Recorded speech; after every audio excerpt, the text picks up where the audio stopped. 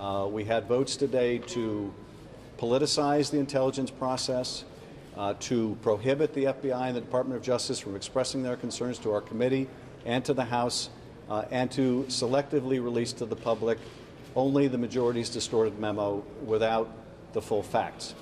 A very sad day, I think, in the history of this committee. As I said to my committee colleagues during this hearing, sadly, we can fully expect that the President of the United States will not put the national interest over his own personal interest. But it is a sad day indeed when that is also true of our own committee, because today this committee voted to put the President's personal interest, perhaps their own political interest, above the national interest, in denying themselves even the ability to hear from the Department and the FBI.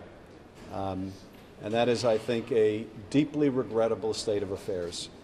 But it does show how, in my view, when you have a deeply flawed person in the Oval Office, that flaw can infect the whole of government, and today, tragically, it infected our committee.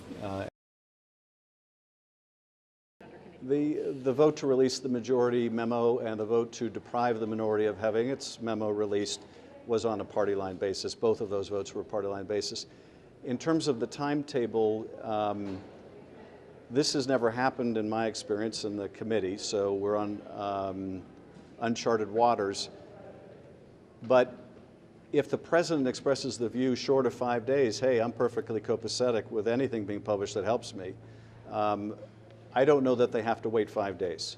And the White House has made it abundantly clear that they want the memo published even though they haven't read it.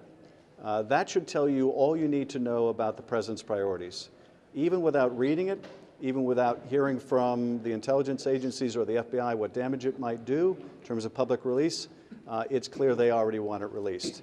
I think, as one of my Tea Party colleagues said all too candidly, he was sure the President was going to want to release the majority spin memo because it was good for him.